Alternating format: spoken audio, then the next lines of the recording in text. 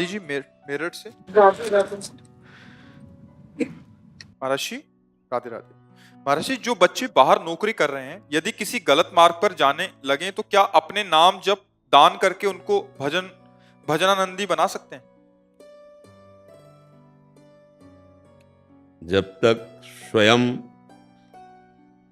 हम सत्संग नहीं सुनेंगे, स्वयं हम सत्मार्ग में चलने की इच्छा नहीं करेंगे, तो हम किसी का परिवर्तन नहीं कर सकते।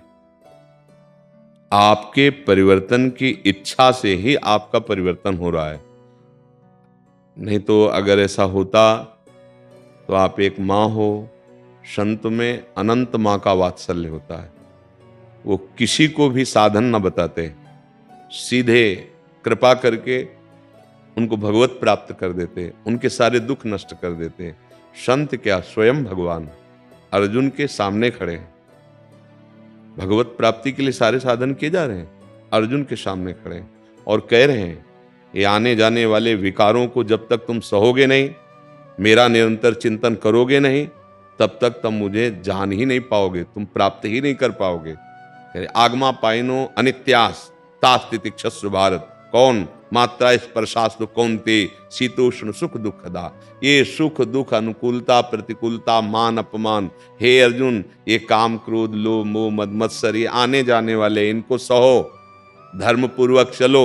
अनन्य चेता सत्यम यो माम स्मृति नित्यसा तस्याहम सुलभा पार्थ नित्य युक्त योगिना। हे अर्जुन, मेरा अनन्य चिंतन करो, मुझे अपना मानो, सर्वस्व भाव मेरे में समर्पित कर दो, हो गया, तू मेरे को जान जाएगा और सामने खड़े हैं सरकार, मेरे को प्राप्त कर लेगा। मतलब आपका परिवर्तन आपकी स्वेच्छा से होगा।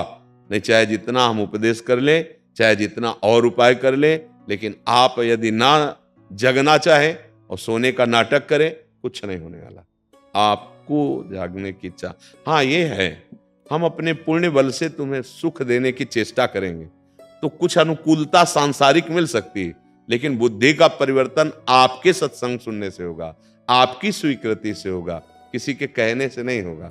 नहीं तो जितने भगवत चरणारविंद में आसक्त चित्त महात्मा हैं, वो सब यही चाहते हैं कि हमारा राष्ट्र, हमारी समाज अच्छे आचरण वाली हो जाए, धर्म से चले, सब स्वस्थ रहें, सब सुखी रहें, सर्वे भवन्तु सुखिना सर्वे सन्तु निरामया।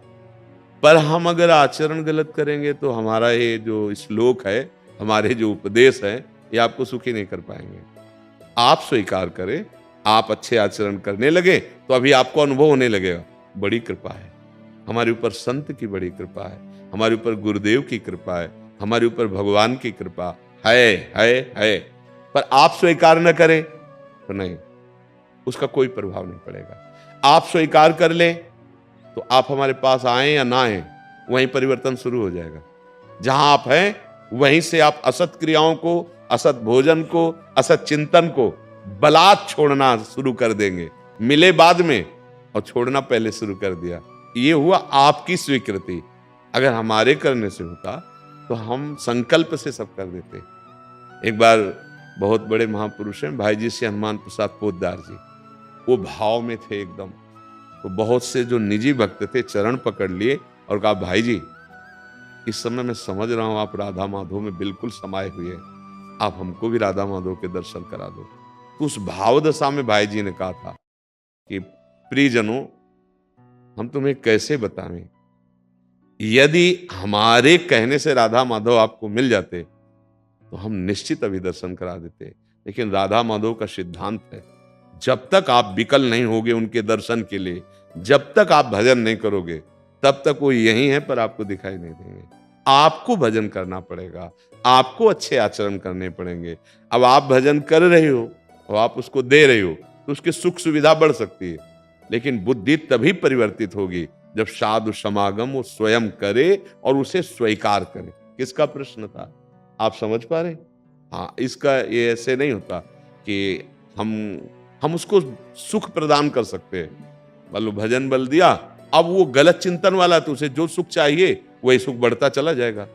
उसकी बुद्धि को शुद्ध करना है तो उसको सत्संग में हमें लाना होगा, या उसे सत्संग सुनाना होगा और उसे स्वीकार करना होगा। सब कुछ नहीं तो फिर कुछ नहीं होगा।